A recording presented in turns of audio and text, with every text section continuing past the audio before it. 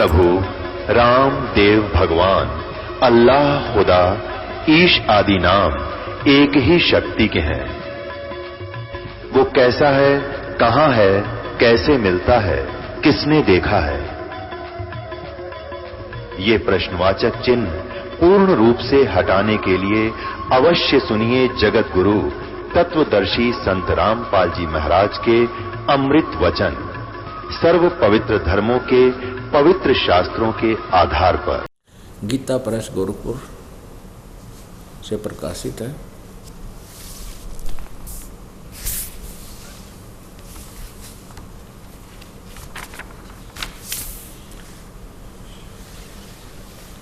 संपादक है हनुमान प्रसाद पोदार, चिमनलाल गोस्वामी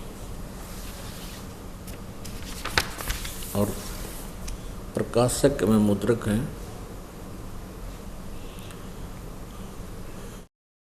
गीता प्रेस गोरखपुर, गोविंद भवन कार्यालय, कोलकाता का संस्थान। ये इनके फोन और फैक्स नंबर हैं।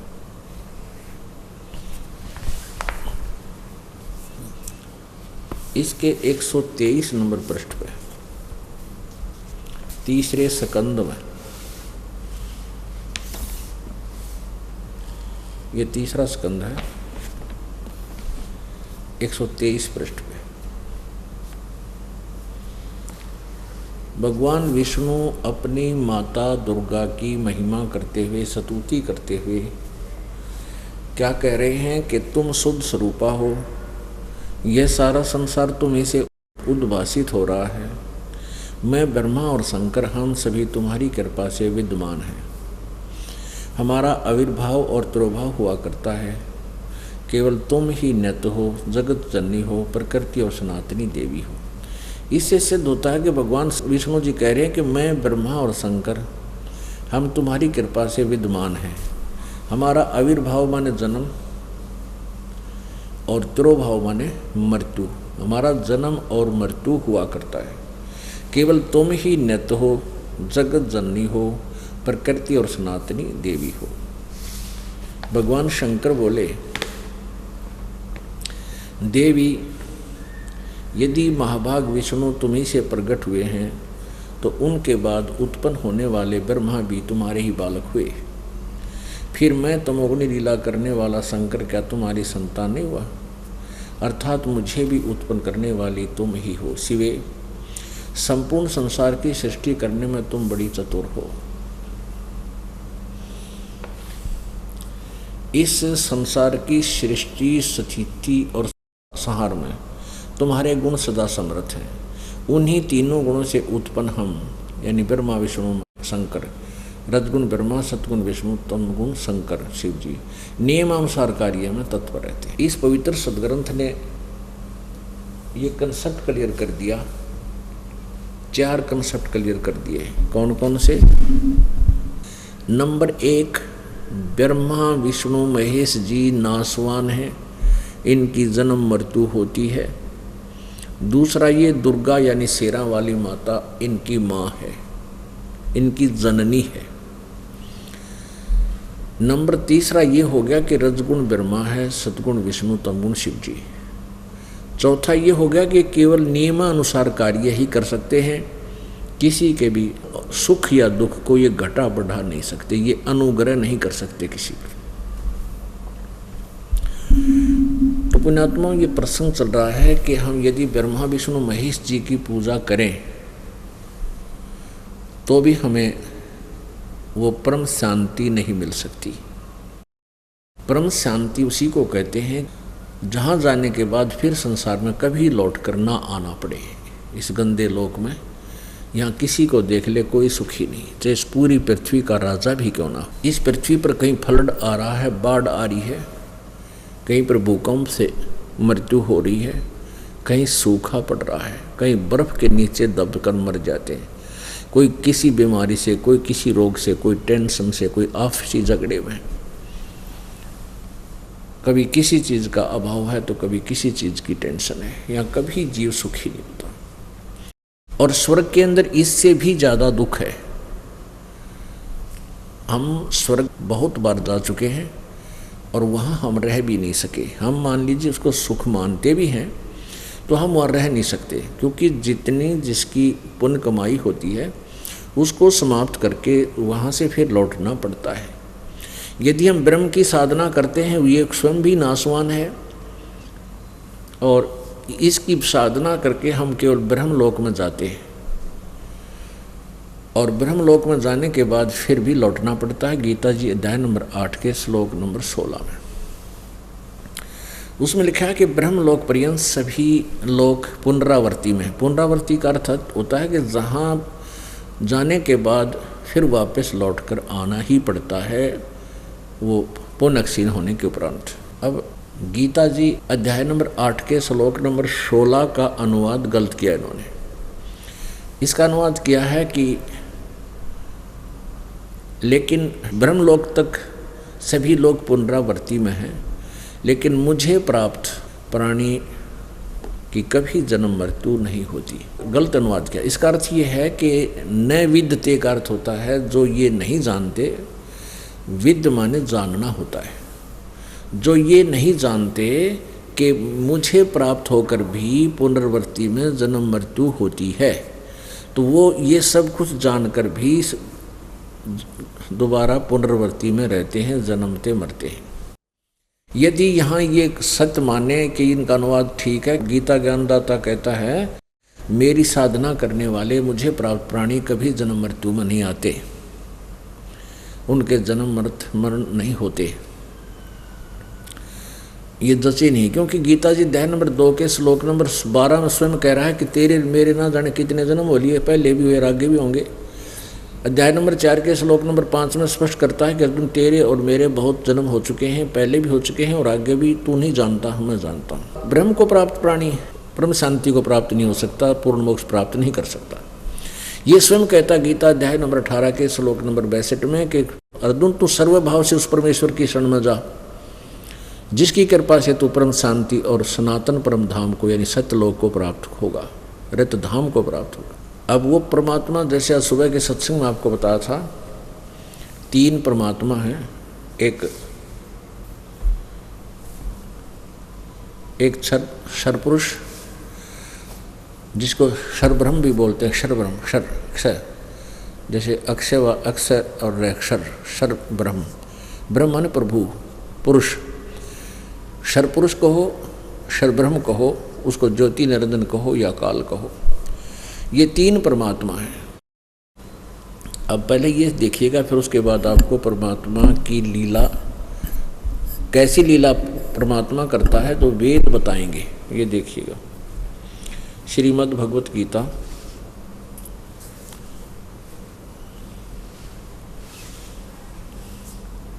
जयदयाल गोविंद का इसके अनुवादक हैं, गीता प्रेस के रूप से प्रकाशित है।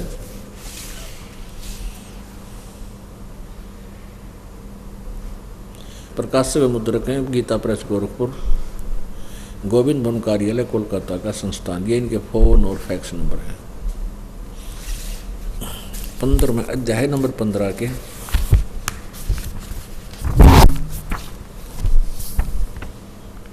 श्लोक नंबर 16 और 17 आपको दिखाते हैं। अध्याय नंबर 15 और श्लोक नंबर ये देखिएगा 16, ये 16वां श्लोक है। इसमें क्या लिखा है कि द्वौ इमौ पुरुषौ लोके क्षर च अक्षर एवं च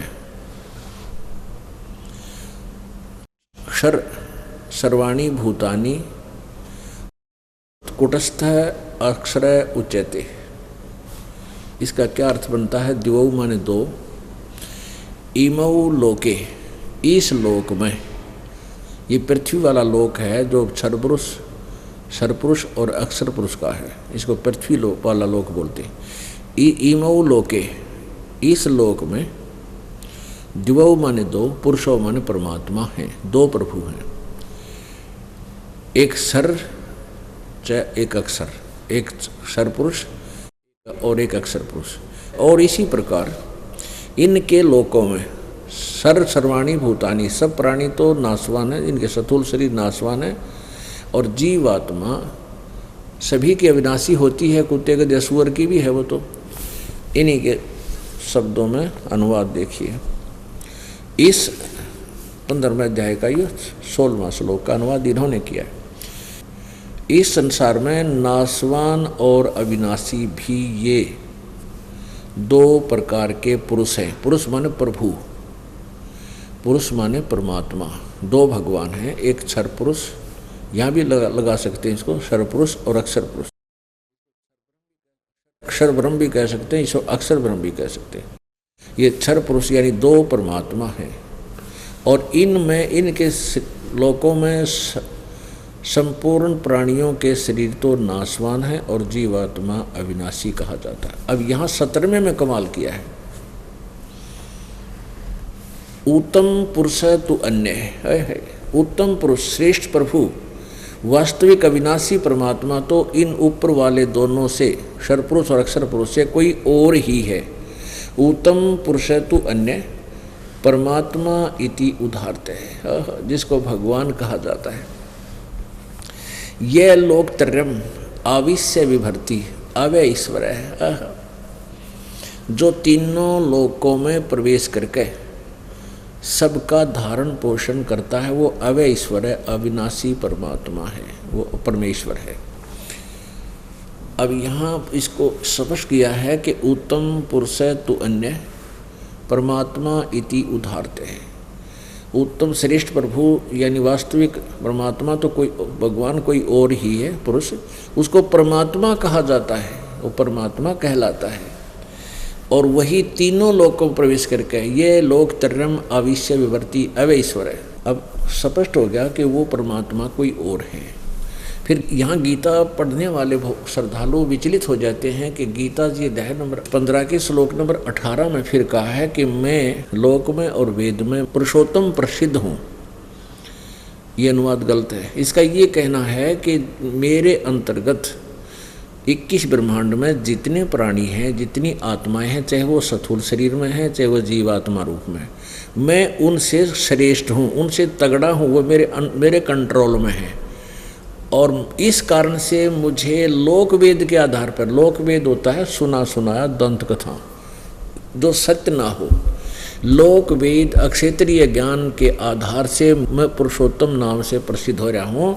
मैं पुरुषोत्तम नहीं हूँ, क्योंकि वो तो स्पष्ट कर दिया 15वें जाके 17वें श्लोक में कि उत्तम पुरुष है तो अन्य, वो तो सरपुरुष और अक्षर पुरुष से भी कोई और है, और वही तीनों लोकों में प्रवेश करके सबका धारण पोषण करता है। वो वास्तव में अविनाशी परमात्मा है। ये खुद तो कहता है मैं तो नाशवान हूँ। गीता जी अध्याय नंबर 4 के श्लोक नंबर 5, अध्याय नंबर 2 के श्लोक नंबर 12, अध्याय नंबर 10 के श्लोक नंबर 2 में स्पष्ट करता है कि मेरा भी उत्पत्ति जन्म मृत्यु होता है। अध्याय नंबर 2 के श्लोक नंबर 17 में, 15 के श्लोक नंबर 17 में, और गीता जी अध्याय नंबर 8 के श्लोक नंबर 3, 8, 9, 10, 19, 20, 21, 22, और अध्याय नंबर 18 के श्लोक नंबर 62, 46 में ये स्पष्ट किया हुआ है कि वो परमात्मा कोई और है। अब ये तो स्पष्ट हो गया कि गीता ज्ञान दाता से कोई और परमात्मा है। वो क्या लीला करता है, उसकी पहचान कैसे की जा सकती है कि वो परमात्मा स्वयं ही अपने सतलोक से चलकर आता है, अपने निज स्थान से जहाँ वो रहता है तीसरे मुक्ति धाम में, वहाँ से चलकर आता है और अपना तत्व ज्ञान स्वयं ही प्रचार करता है। उसको एक ऋषि या संत या कवि की उपाधि दी जाती है, क्योंकि वो अपना ज्ञान लोकोक्तियों के माध्यम से उच्चारण करके कविताओं के माध्यम से बोलता है, जिस कारण से वो प्रसिद्ध कवि की उपाधि भी प्राप्त करता है। और वो होता है पूर्ण परमात्मा, अमर पुरुष ही होता है। और उस ऋषि द्वारा, ऋषि रूप में प्रगट, संत रूप में प्रगट परमात्मा द्वारा जो ज्ञान होता है वो उनके अनुयायियों के लिए बहुत आनंददायक होता है। वो परमात्मा तीसरे मुक्ति धाम में रहता है। अब सबसे पहले ऋग्वेद मंडल नंबर 9 सूक्त नंबर 96 का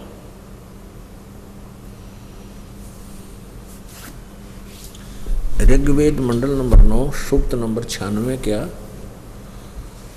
केवल वो श्लोक, वो मंत्र दिखाएंगे आपको।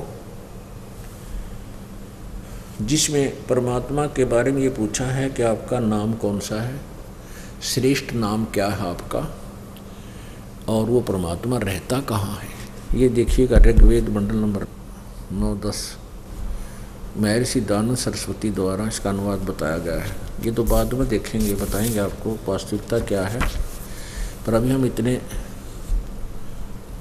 डिटेल में नहीं जाना चाहते, जो उद्देश्य है उसको पूरा करेंगे। प्रकाशक हैं सार्वदेशी कार्य प्रतिनिधि सभा, महर्षि दान भवन, रामलीला मैदान, नई दिल्ली। ये इनके फ़ोन फैक्स नंबर है। ऋग्वेद आर्य भाषा भाष्य महर्षि दानव सरस्वती कृत। कहाँ से छपा है? ये मुद्रक हैं Prince offset printers, 1510 Pataudi house, Daryaganj, नई दिल्ली। फ़ोन नंबर ये। ऋग्वेद मंडल नंबर 9 और सूक्त नंबर 96 दिखाते हैं आपको।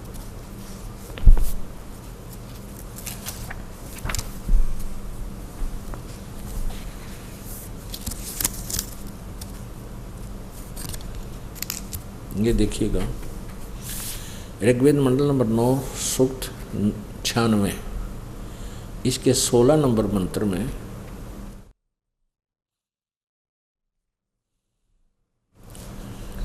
इसमें क्या पूछा है कि हे परमात्मन, सर्वोपरि रहस्य श्रेष्ठ नाम, ये ब्रैकेट में संस्कृत है, ये संस्कृत है, सब आयुध है, सतोत्तर भी, पूयमान है, अभर्ष, गुह है, चारों नाम है। तो इस नाम का यहाँ देखिए, ये भी ब्रैकेट में नाम, हे परमात्मन सर्वोपरि रहस्य श्रेष्ठ, रहस्य श्रेष्ठ जो तुम्हारी संज्ञा है, ये यहाँ लिखना लिखना चाहिए था जो तुम्हारा श्रेष्ठ नाम माने नाम है, आप उसका ज्ञान कराएं। आपका जो वास्तविक नाम है उसका ज्ञान कराएं, उसके बारे में बताएं। आगे देखो, ये 17वें में इसके बारे में बताया गया है, श्लोक नंबर मंत्र नंबर 17 में। इसमें लिखा है कि शिशु जज्ञानम हरियंतम मर्जंती शुभंती वहीना मरुतो गणेन। ये लिखा है कबीर गिरभी, ये ऊपर आधे रह लगे हैं, ऊपर छोटे रह लगे हैं आधा। कबीर गिरभी कावेना कबीर, इसको कवि है, कवि ही कहो चाहे कबीर कहो, जैसे पुनः पुनः शब्द होता है ना, पुनर्कहो चाहे पुनः कहो। संत सोमय पवित्र अतेत रेभन, रेभन का अर्थ होता है गरज गरज कर बोलना, ऊंची आवाज में बोलना। अब इन्होंने अनुवाद किया है शिशुम, इसका अर्थ ये बनता सीधा सा कि शिशुम जगानम, वो परमात्मा जानबूझकर अपना ज्ञान प्रसार करने के लिए प्रकट होता है बालक रूप में, फिर धीरे धीरे बड़ा होता है। तो उसमें वो अपना जो ज्ञान देता है, मरुतः माने वो अच्छी आत्माओं को, गणेन माने समूह के समूह को ज्ञान देता है। कैसे देता है? कबीर गिरभी, कबीर वाणी द्वारा, कावेना कविताओं के माध्यम से, लोकोक्तियों के माध्यम से ज्ञान देता है। वो कबीर संत सोम, वो जो कवि रूप में प्रकट होता है, इसको कवि मानकर चलते हैं। वो वैसे इसका अर्थ है कबीर देव, वो कबीर साहब, वो कबीर जिसको कवि कहते हैं, क्योंकि लोकोक्तियों के माध्यम से कावेना जो ज्ञान देता, वो कवि रूप में प्रकट परमात्मा। संत सोम, वो संत रूप में जो परमात्मा प्रकट होता है ऋषि रूप में, वो परमात्मा ही है, परमात्मा ही होता है। सोम माने अमर पुरुष, और वो अपनी अमर वाणी को इन लोक का कावेना के माध्यम से पवित्रम अत्यति रेभन, पवित्रता के साथ, अत्यति माने बहुत पवित्रता के साथ, रेभन माने उच्चारण करके गरज गरज के बोलता है। ये देखिएगा रेभन सन, ये रेभन माने गरजता हुआ, ये स्वयं अनुवाद किए हुए। अभी नहीं का अनुवाद देखते हैं। शिशुम सयति सूक्ष्म करोति प्रलय काले जगदीश शिशु पर परमात्मा। अब उस परमात्मा को जो ज्ञान माने जो सदा प्रगट है, इनका अर्थ है ये, जो अत्यंत कमनीय, उसको उपासक लोग बुद्धि विषय करते हैं, और शुभंती उसकी स्तुति द्वारा उसके गुणों का वर्णन करते हैं।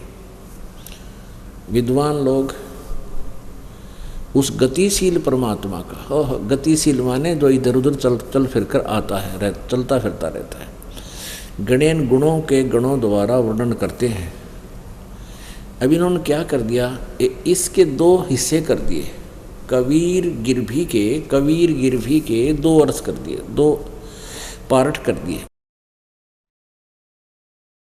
कबीर का अर्थ कर दिया कवि लोग, कबीर का, और गिरभी का कर दिया वाणी द्वारा।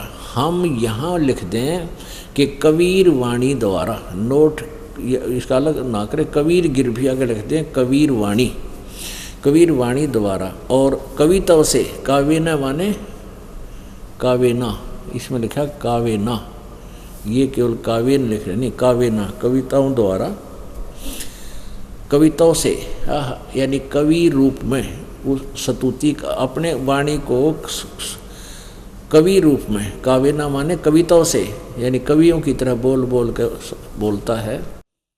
वो सोम है, वो अमर पुरुष है, जो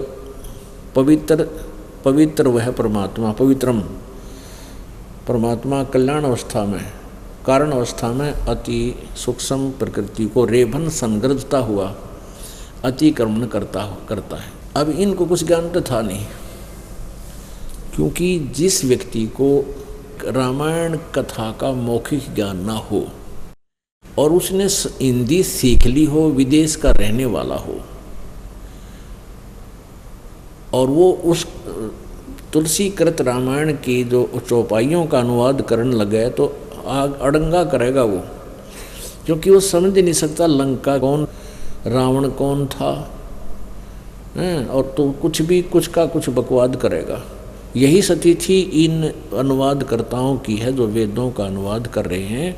इनको तत्व ज्ञान नहीं था, सृष्टि रचना का ज्ञान नहीं था, और सृष्टि रचना का जब तक ज्ञान ना होगा हम सदग्रंथों को कतई नहीं समझ सकते।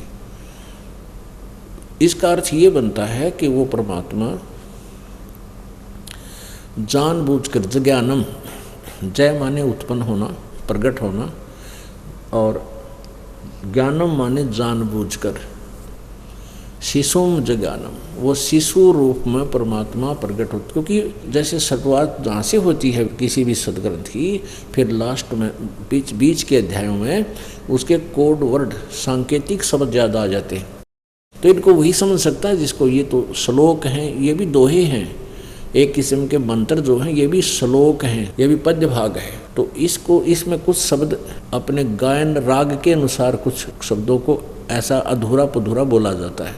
तो इसका अर्थ है कि वो परमात्मा शिशु रूप में प्रकट होता है, जानबूझकर अपना ज्ञान देने के लिए, अपनी सुनियोजित तरीके से, और फिर अपने उस ज्ञान को कविताओं से बोलता है, और वो कबीर वाणी द्वारा ऊंची स्वर में आवाज़ करके वो ज्ञान प्रदान करता है, और वो अमर परमात्मा होता है, जो कवि कहने लग जाते हैं, क्योंकि वो कविताओं द्वारा अपना ज्ञान देता है, लेकिन वो होता है अमर पुरुष। वो संत रूप में प्रकट, वो अमर पुरुष होता है, जो तत्वदर्शी रूप में प्रकट होता है, अपने सतलोक से चलकर आता है। अब 18वें श्लोक में स्पष्ट किया है, ऋग्वेद मंडल नंबर 9 सूक्त 96 के मंत्र 18 में और स्पष्ट कर दिया है, देखिएगा।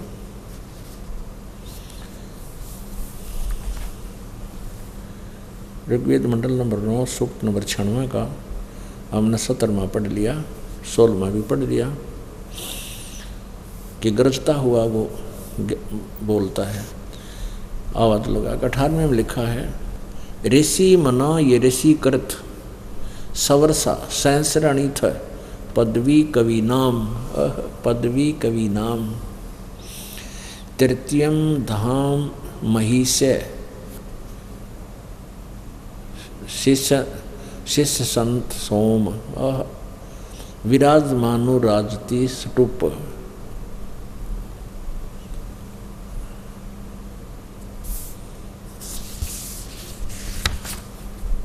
इसका यहाँ अनुवाद किया गया है, सोम स्वरूप परमात्मा पालन की इच्छा करता हुआ। जो महान वह परमात्मा तृतीयम धाम माने तीसरे धाम में विराजमान है। इन्होंने लिखा है इस तृतीयम धाम का अर्थ देवयान और पितरान, इन दोनों से पृथक तीसरा जो मुक्ति धाम है उसमें विराजमान है। इन्होंने जो ज्ञान योगी अड़ा दिया, ये वही अज्ञान है जो ये ज्ञान को नहीं समझकर ये ज्ञान योगी फंसा दिया। वो नहीं मानते कि परमात्मा की तब बैठा है, इनकी अपनी सोच है। वेद कह रहे हैं वो वहाँ पर विराजमान है और उसको प्रकाश करने वाला है। ये दिन अपना ऋषि मना, सर्वज्ञान के साधन रूप मन वाला, पर वह परमात्मा जो ऋषिकृत सब ज्ञानों का प्रदाता। ऋषिकृत माने उस ऋषि के द्वारा बोली गई, जो ऋषि रूप में प्रकट है उसके द्वारा। अब हमने जो अपना उद्देश्य है ये देखना है कि वो परमात्मा कहीं रहता है और वहाँ से गति करके आता है। सतलोक में रहता है, तीसरे लोक में, यानी एक लोक तो काल का, दूसरा ये एक तो ये सरब्रह्म का, दूसरा अक्षर ब्रह्म का लोक धाम, और तीसरा वो सतलोक से ऊपर का जो सारा अविनाशी सतल है वो तीसरा मुक्ति धाम कहा जाता है, मोक्ष धाम, यानी वहाँ जाने के बाद पूर्ण मोक्ष होता है। तो तीसरे मोक्ष धाम में, मुक्ति धाम में विराजमान है, वहाँ परमात्मा रहता है। जबकि इन आर्य समाज के प्रवर्तक महर्षि दयानंद का अपना सोच, अपना विधान, अपनी सिद्धांत है कि परमात्मा एक देशीय नहीं है, जबकि वेद कहते हैं वो एक देशीय है और वहाँ रहता है ऊपर के लोक में, और वहाँ से गति करके यहाँ सह शरीर आता है और एक तत्वदर्शी संत की भूमिका करता है, और वो पुण्य आत्माओं जो श्रेष्ठ अच्छी आत्माएं होती हैं उनको मिलता है और उनको फिर ये तत्व ज्ञान बताता है। फिर वो पूरे संसार में अपने परमात्मा द्वारा दिए गए ज्ञान को प्रचार करते हैं। अब मंडल नंबर 9 सूक्त नंबर 96 ऋग्वेद, मंडल नंबर 9 सूक्त नंबर 96 का आपने 18 पढ़ लिया, 19 में देखिए, 20 में देखते हैं। 20 में लिखा है कि वह परमात्मा, वो कबीर देव, जिस प्रकार एक संघ को उसका सेनापति प्राप्त होता है, इसी प्रकार ब्रह्मांड रूपी कोष को प्राप्त होकर उच्च स्वर से गरजता हुआ, ऊंच स्वर से कनी करदत्त, यानी ऊंचे स्वर में वो ज्ञान देता बोल बोल कर, इस ब्रह्मांड रूपी विस्तृत प्रकृति खंड में भली भांति प्रविष्ट होता है। और जैसे कि मरियमन मनुष्य, जैसे कि मनुष्य शोभर शरीर को धारण करता हुआ, शोभर माने अच्छा, अत्यंत गतिशील पदार्थों के समान प्राप्ति के लिए गतिशील होता हुआ, धनों के लिए कटिबद्ध होता है, और इसी प्रकार प्रकृति रूप ऐश्वर्य को करने के लिए परमात्मा सदैव उद्यत है। ये इन्होंने अज्ञान कर दिया। इसका सीधा अर्थ है कि वो परमात्मा यहाँ आता है, बहुत से शिष्य बनाता है और वो उनमें ऐसे होता है, वह परमात्मा जिस प्रकार एक संघ को उसका सेनापति प्राप्त होता, इसी प्रकार ब्रह्मांड रूपी कोष को प्राप्त होता है, होकर उच्च स्वर से गरजता हुआ ब्रह्मांड रूपी विस्तृत प्रकृति खंड में भली भांति प्रविष्ट होता है। और फिर जैसे कि कैसे आता, वहाँ से चलकर जैसे मनुष्य शोभर शरीर को धारण करता हुआ, यानी जैसे कोई मनुष्य सुंदर शरीर धारण करके आता, मनुष्य जैसा परमात्मा है, और उसी तरह वो जैसे आकर के यहाँ बहुत से समुदाय का वो नेता होता है, यानी आध्यात्मिक गुरु बनता है। क्योंकि परमेश्वर कबीर जी जब आए थे 600 वर्ष पहले, 120 वर्ष की धरातल पर रहे थे, ना उनका कोई जन्म हुआ था, गए तब उनका शरीर नहीं मिला था, सह शरीर गए थे, सह शरीर आए थे। तो उसमें 64 लाख शिष्य थे इस भारतवर्ष के। आज से 600 वर्ष पहले पूरे भारतवर्ष की आबादी, जनसंख्या मुश्किल से 4 करोड़ होगी, जिसमें अफगानिस्तान, बलोचिस्तान, इराक, ईरान, ये सारा एक ही देश था, भारतवर्ष था। पश्चिमी पाकिस्तान, पूर्वी पाकिस्तान, ये सब एक ही था। और उस समय कुल जनसंख्या 4 करोड़ मुश्किल से होगी। और उस 4 करोड़ में से 64 लाख से सोना उस परमात्मा के, तो कोई छोटी बात नहीं है। ना उसमें कोई मीडिया था, ना कोई ऐसा लाउड स्पीकर सिस्टम था, क्योंकि परमात्मा जैसे आजकल मीडिया के ये सैटेलाइट से टीवी चैनलों पर सत्संग चलते हैं, एक व्यक्ति एक स्थान पर बोल रहा है, उसका प्रसारण करोड़ों स्थानों पर हो रहा है, करोड़ों टीवी चल रहे हैं, ऐसे वो परमात्मा अकेला ना जाने कितने जगह प्रकट हो जाते थे उसी शरीर में, और वहाँ जाकर ज्ञान देते थे, उनको लाभ देते थे, तो फिर परमात्मा के वो शिष्य बन गए थे। तो यहाँ यही बताया जा रहा है। आगे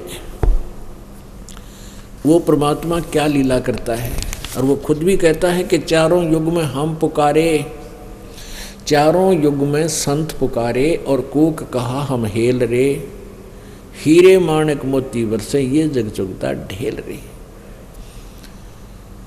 परमात्मा कहते हैं कि मैंने चारों युगों में मैं भी आया। सतयुग में परमेश्वर सतसुकृत नाम से आए थे, त्रेता में वो मुनिंदर नाम से, द्वापर में करुणामय नाम से, और कलयुग में वो कबीर नाम से आए थे। प्रत्येक युग में उस परमात्मा का एक विशेष नाम चलता है। तो कलयुग में ये परमात्मा का कबीर नाम आखिर तक रहेगा। ये इनका वास्तविक नाम है, कबीर देव। हम इसको कबीर साहब कहने लगे। तो क्या बताते हैं कि चारों युग में संत पुकारे, जिनको भगवान आकर मिले, उन्होंने भी परमात्मा का यही गुणगान किया, आवाज़ लगाई कि कबीर इज़ गॉड।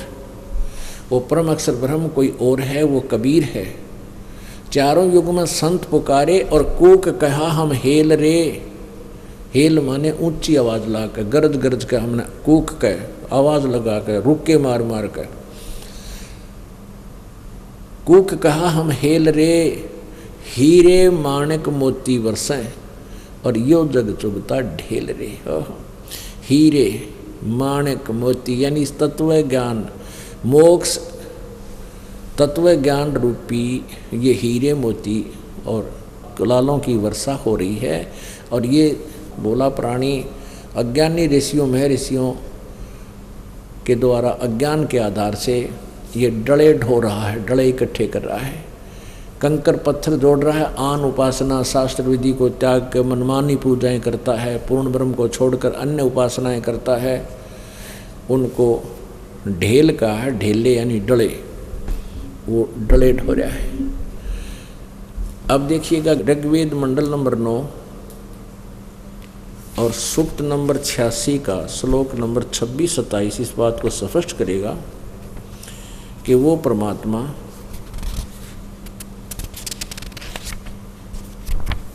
कैसी लीला करता है।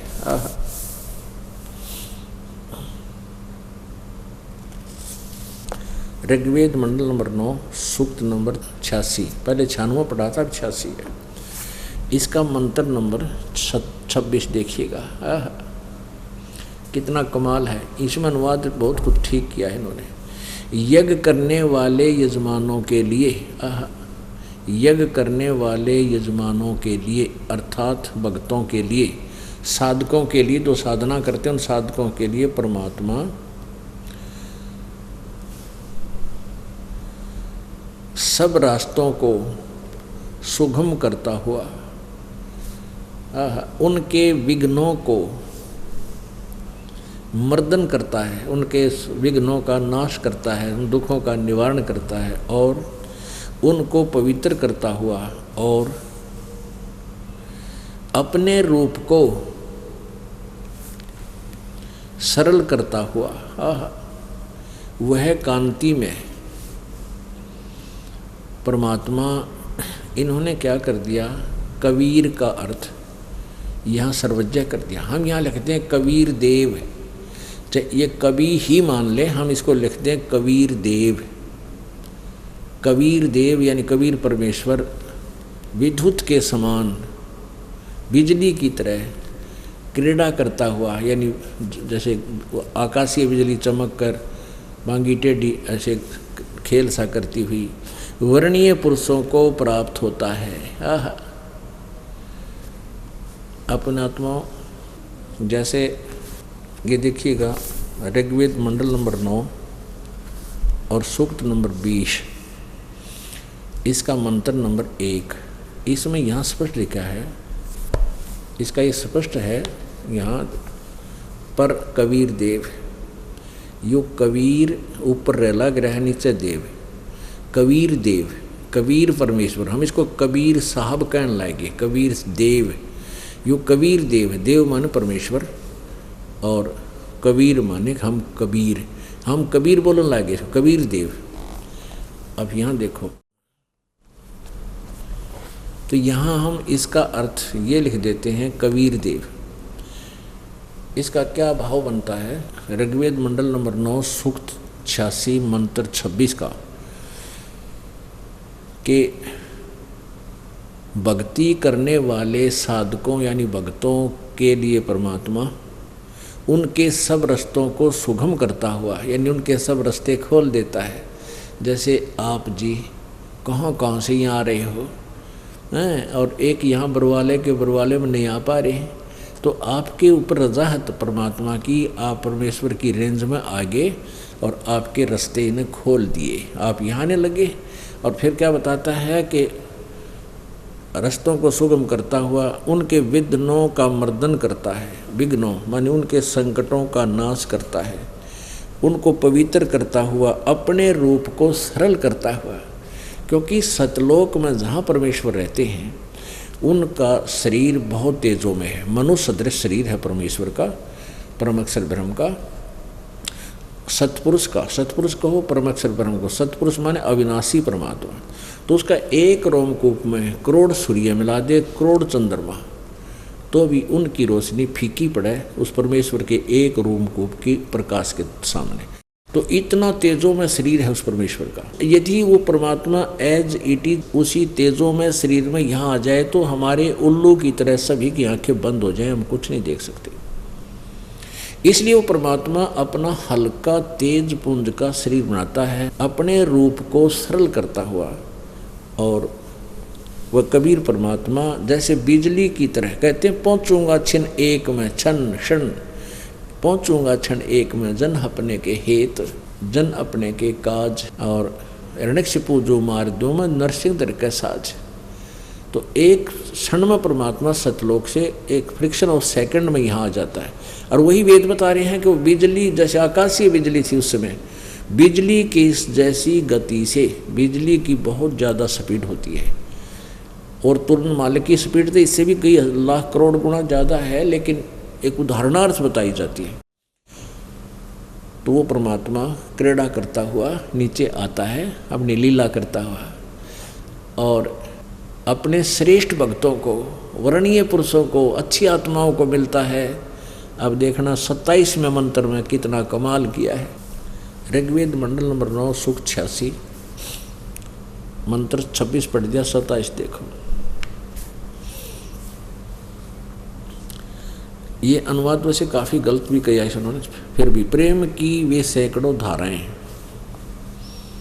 जो नाना रूप में सतिथि को लाभ कर रही हैं, वे परमात्मा हरियम परमात्मा को प्राप्त होती हैं। प्रकाश पुंज परमात्मा को बुद्धि वृत्तियाँ विषय करती हैं, जो परमात्मा ध्रुवलोक के तीसरे पृष्ठ पर विराजमान है, तीसरे स्थान पर प्रकाश रूप है। अब इसमें ये स्पष्ट एक और कर दिया कि वो परमात्मा ऊपर ध्रुवलोक के, ध्रुवलोक माने जो बहुत ही चमकीला स्थान है, सतलोक जो है सवर ज्योति रित धामा स्वयं प्रकाशित स्थान है सतलोक, उसको ध्रुवलोक बोलते हैं। कि वो सतलोक के अंदर उस तेजों में लोक के तीसरे स्थान पर बैठा है। वहाँ भी प्रत्येक, जैसे यहाँ एक ब्रह्मांड के 2-3 हिस्से बना रखे हैं, ऐसे ही प्रत्येक लोक सतलोक के भी ऊपर 2-3 हिस्से बना रखे हैं, 3 हिस्से। तो ऐसे ही वो परमात्मा उसमें भी तीसरे स्थान पर जैसे यहाँ से तो तीसरा लोक सतलोक हो गया, सतलोक के अंदर भी तीसरे पृष्ठ पर, तीसरे स्थान पर, यानी ऊपर टॉप मोस्ट प्लेस पर उसके ऊपर विराजमान है वो परमात्मा, वहाँ रहता है, एक देशीय है। अब जबकि ये वेदों को सत्य मानने वाले महर्षि दानंद और उसके अनुयायी ये आचार्य ये कहते हैं परमात्मा एक देशीय नहीं है, जबकि वेदों को सत्य भी मानते हैं। जब वेद कह रहे हैं वो तो एक स्थान पर रहता है, ये कहते हैं भगवान कहीं नहीं रहता, वो तो सर्वव्यापक है, कण कण में व्यापक है, वो तो एक स्थान पर नहीं रहता। इससे सिद्ध है कि इनका सिद्धांत मन गढ़ंत है, वेद विरुद्ध है, जो बिल्कुल गलत है इस महर्षि दानंद का। और वेद सही है, वेद सही है तो उसका ज्ञान अपना गलत है। वेद तो कहते हैं वो एक स्थान पर विराजमान है, वो ऊपर के लोक में रहता है, सतलोक में रहता है। अब देखिएगा, ऋग्वेद मंडल नंबर 9 सूक्त 82 का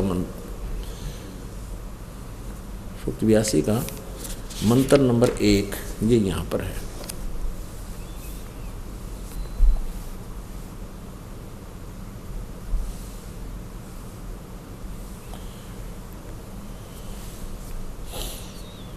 ये इसमें कमाल कर दिया, साकार परमात्मा बताया है।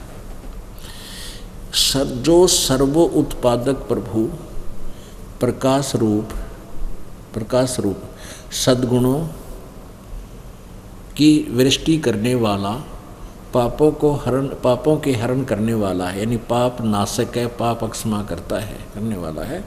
वह राजा के समान, इन्हीं के शब्दों में अनुवाद है, वह राजा के समान दर्शनीय है, दर्शनीय माने देखने योग्य, साकार है।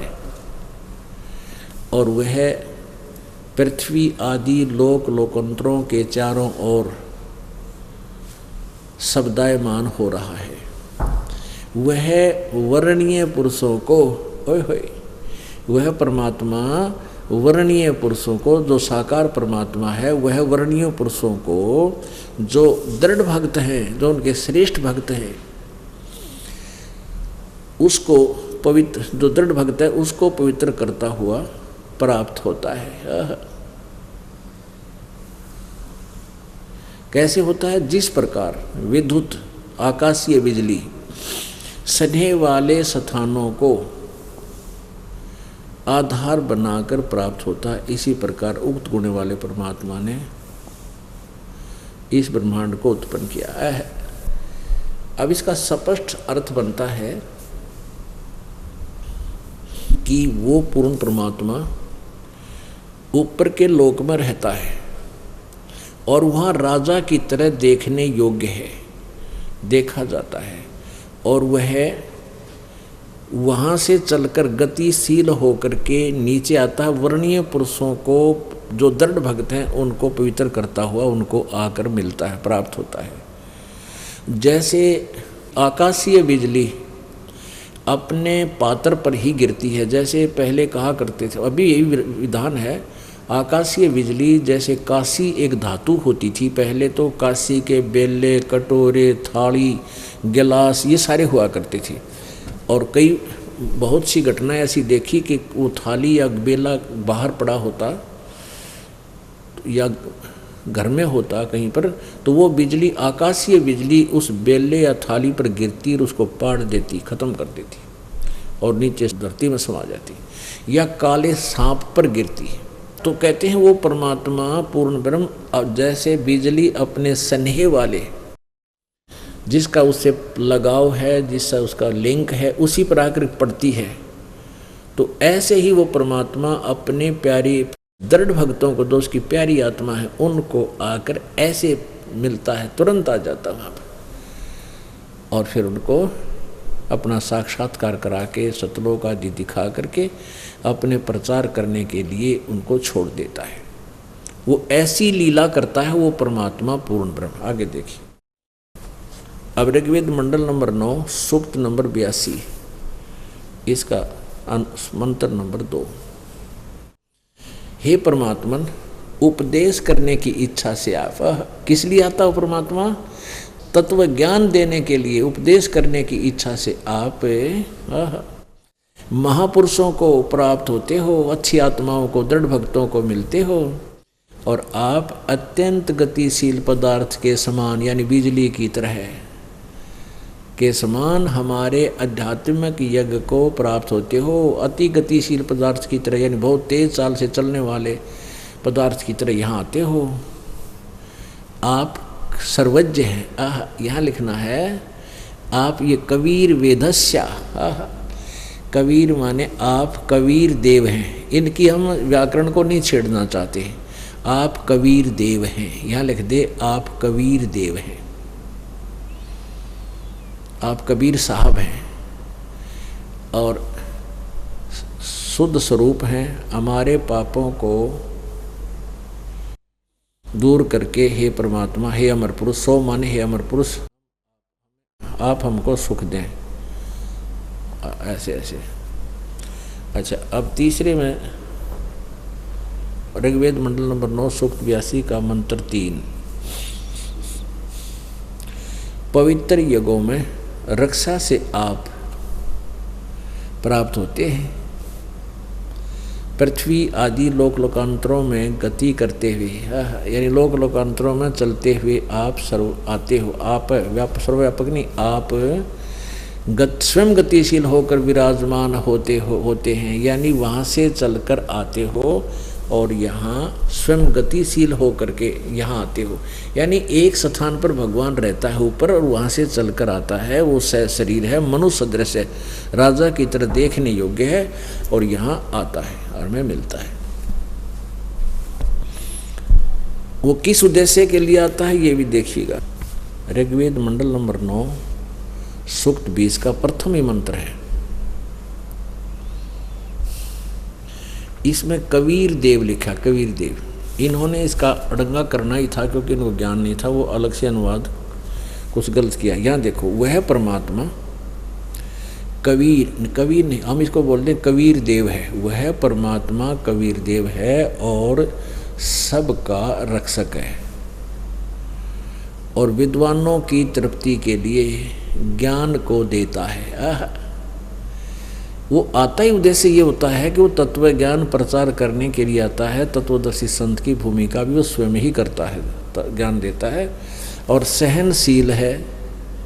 कबीर जी के साथ ना जाने कितने जुल्म किए थे पर उन्होंने किसी को श्राप नहीं दिया। सहनशील है और संपूर्ण दुष्टों को संग्राम में तिरस्कृत करता है क्योंकि संतों भगवान का संग्राम जीव के साथ नहीं, ज्ञान अज्ञान के साथ होता है। वो ज्ञान रूपी संग्राम में ऋग्वेद मंडल नंबर 9 सूक्त नंबर 96 के मंत्र नंबर 16 में आपने पढ़ा कि वो परमात्मा अपने तत्व ज्ञान रूपी आयुध माने शस्त्र को लेकर प्रकट होता है। और परमात्मा आप उसी तरह आइए और अपने यथार्थ नाम को, उस श्रेष्ठ नाम को, गुप्त नाम को हमें बताइए।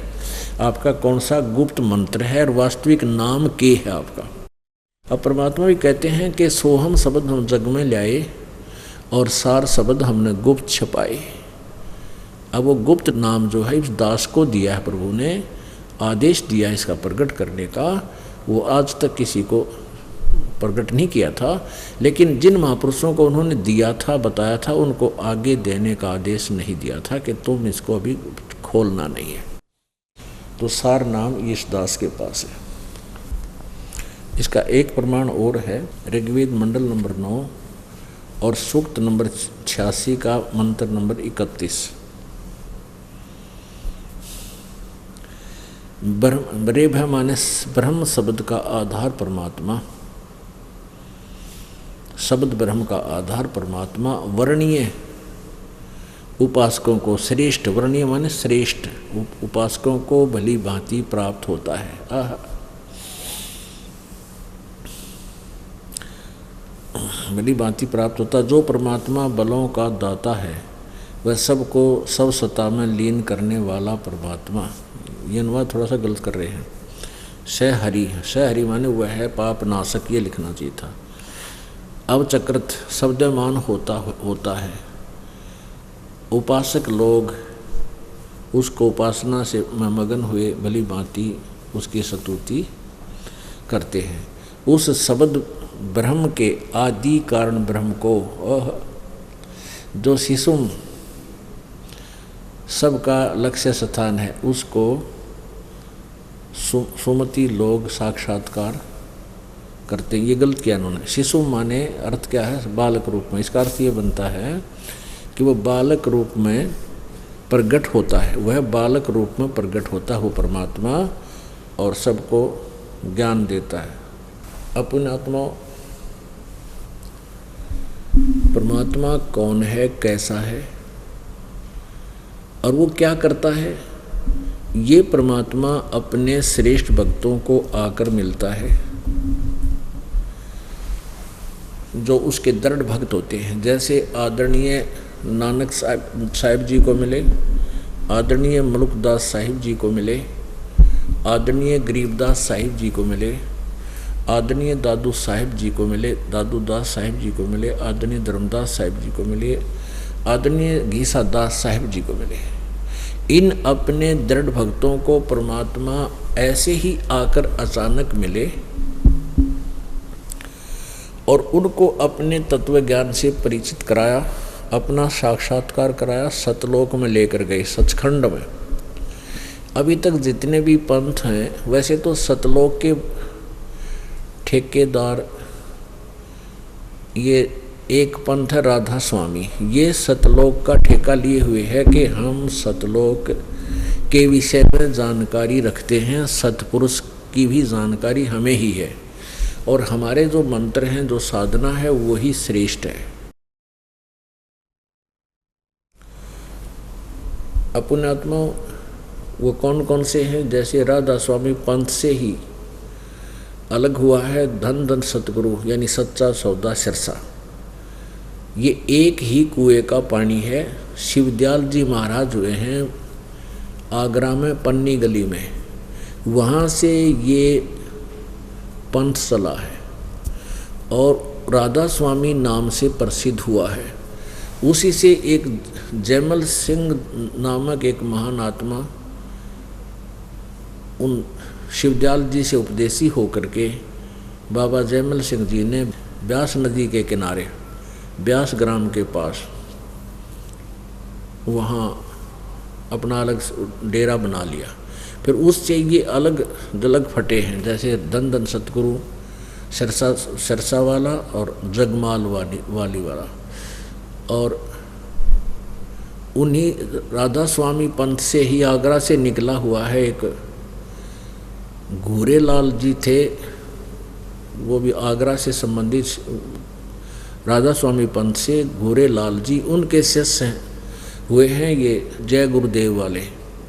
जय गुरुदेव जो पंथ बनाया उन्होंने, उसको जय गुरुदेव, वो सब एक ही जैसा उनका क्रियाएं हैं, एक जैसा नाम है। ये पांचों नाम काल के हैं। ये पांच नाम देते हैं: ओंकार, निरंकार, ज्योति, ज्योति निरंजन, सोहम और सतनाम। अब घट रामायण के अंदर, क्योंकि तुलसीदास हाथरस वाले जो महात्मा हुए हैं, उनके शिष्य थे शिवदयाल जी महाराज के माता पिता, और शिवदयाल जी जो राधा स्वामी पंथ के प्रवर्तक हैं, उन्होंने भी उस महात्मा की, हाथरस वाले तुलसीदास जी की बहुत ज़्यादा संगत की थी, यानी उसकी ज्ञान को ग्रहण किया था। अब तुलसीदास जी हाथरस वाले कहते हैं कि ये पांचों नाम काल के जानो। ये पांचों नाम काल के हैं। कौन कौन से? ओंकार, निरंकार, ज्योति निरंजन, सोहम और सतनाम। ये पांचों नाम काल के। ये देखिएगा घट रामायण, तुलसी साहेब हाथरस वाले की, भाग 1, Belvedere printing press works, Allahabad से छपी है। यह घट रामायण भाग 1।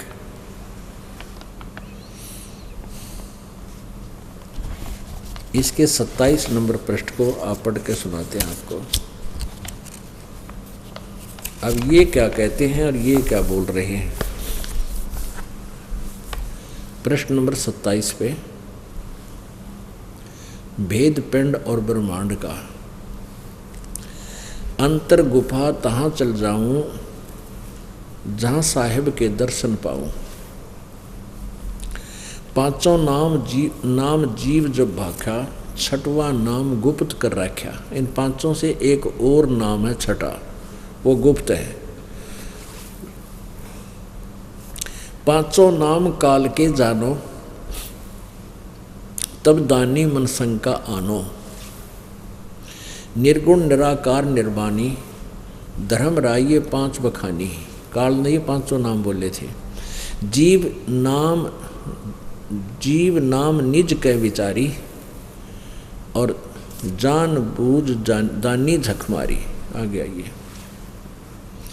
कहे जीव दृग ज्ञानी भाई, दृग माने किला। कहे जीव दृग ज्ञानी भाई, हम चल जाई नाम चितलाई। दानी दान चुकाओ आई, जब यह बाट निभन तुम पाई। केही कर अंश कहाँ तुम जाई, बात आपनो कहो बुझाई। कहे जीव सतलोक निवासा, मैं चल जाऊं पुरुष के पासा। दानी कहे दूर है भाई, अगम पंथ कैसे निभ जाई। कौन नाम मार्ग को जाई, कौन नाम से उभरे आई। इतना भेद कहो समझावा, और बाट जीव जब घर की पावा। आगे देखिए। दानी सुन विधि बात हमारी, जीव बोलता है, जीव वचन। दानी सुनो विधि बात हमारी, हम चल जाएं पुरुष दरबारी। और सुरत नृत ले लोक सिधाऊं, आदि नाम ले काल गिराऊं। आदि नाम आगे देखिए है। और सत नाम ले जीव उभारी, अस चल जाऊं पुरुष दरबारी।